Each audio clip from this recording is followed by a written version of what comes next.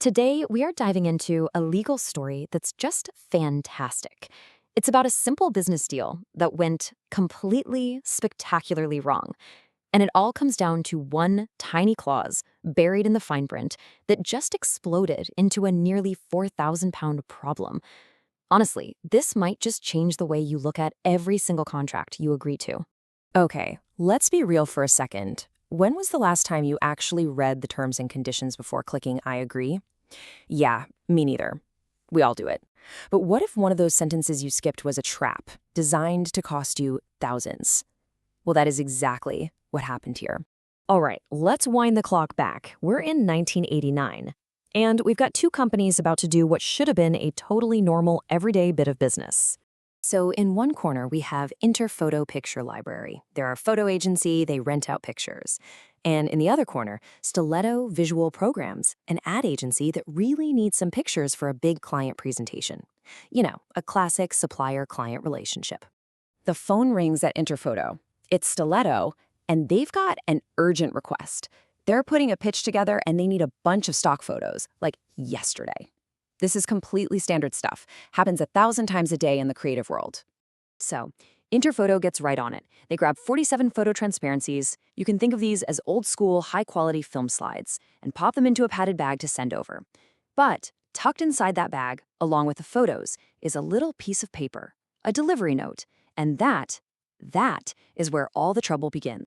So, Stiletto got the photos, they used them for their presentation, and then, you know how it is, things got busy. Other projects came up, and a simple little oversight was about to become a very, very expensive mistake.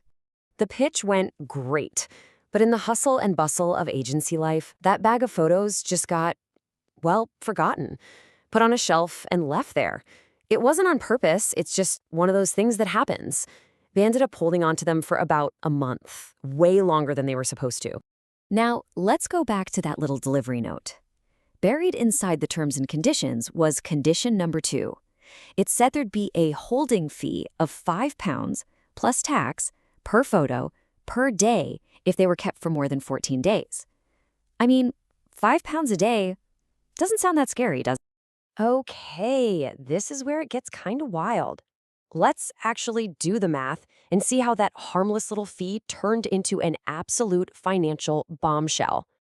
First up, we start with the number of photos they had. Remember, there were 47 of them. Now here is the absolute kicker. That £5 fee, that wasn't for the whole bag of photos. Oh no, it was £5 for each of those 47 photos, every single day they were late. You do that quick calculation, and that tiny fee instantly skyrockets to £235 a day. Suddenly, this is not a small problem anymore. And so, when Interphoto finally sent the invoice for the late fees, this was the grand total: £3,783.50 for borrowing some photos they didn't even use after that first pitch. Wow. As you can probably guess, Stiletto was completely floored.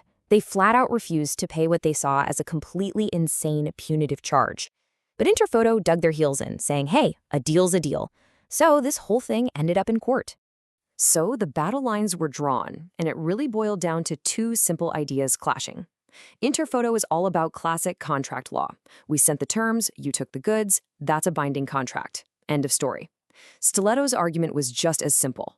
This is crazy. You can't hide a term this extreme in the fine print and expect us to be bound by it. And this gets to the absolute heart of the matter, a question that really affects all of us. When you agree to a contract, are you really on the hook for every single word in it, no matter how wild or unfair it is? Is there any protection from these kinds of nasty surprises? The court's answer to this was, frankly, brilliant. One of the judges, Lord Justice Bingham, came up with a really simple and powerful way to think about this whole mess. Just listen to this quote, it's so good. He basically said that if you're going to stick a really tough or unusual clause into a contract, you can't just sneak it in there. You have to make a real effort to point it out. It needs to be so obvious, it's like there's literally a giant red hand pointing right at it. So the court applied this red hand logic. Step 1. Was the clause extreme? Oh yeah. Turns out the fee was about 10 times higher than the industry standard. Step 2. Was fair notice given? Not a chance. It was just one clause among many, hidden away. So step 3, the verdict. That clause is not enforceable. Simple as that. Now, Stiletto didn't get off completely scot-free. The court didn't just tear up the whole deal. What it said was that Interphoto could charge a reasonable late fee, one that was in line with what other companies were charging. So justice wasn't about letting Stiletto off the hook, it was about making the penalty fair. So you might be thinking, okay, cool story from the 80s, but why should I care? Well, in our world of one-click agreements and endless digital terms of service, the red hand rule is actually more important now than it ever has been. So what's the big takeaway for you? Well, it's that not everything you agree to is automatically set in stone. The law actually provides a shield against unfair surprises hidden in the fine print.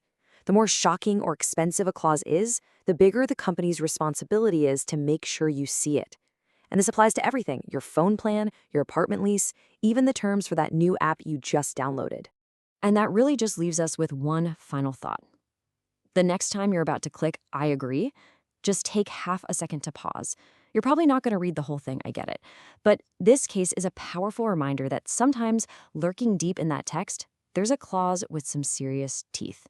So the question is, what hidden dragon did you just agree to?